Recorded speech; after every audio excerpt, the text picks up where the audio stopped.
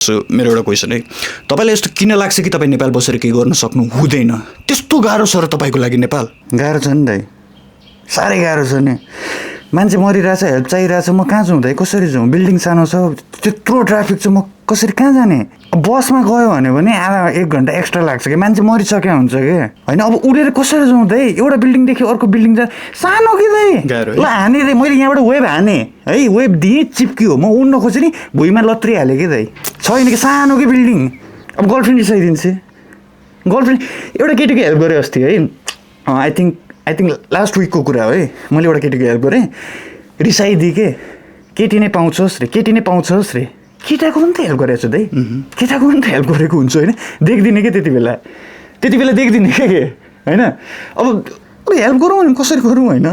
अस्ति अब मैले पुरै वेब दिएँ, हाने नि, ट्राई नगरे हो र भने दाइ, हाने नि।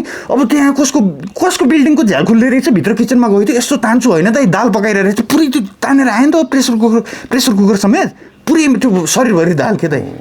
गर्मी त्यस्तो मर्दैन म यस्तो लुगामा दाइ, गाह्रो छैन मलाई यहाँ, कस्तो कुरा नबुझ्नु भएको क्या, साह्रै गाह्रो छ नि दाइ।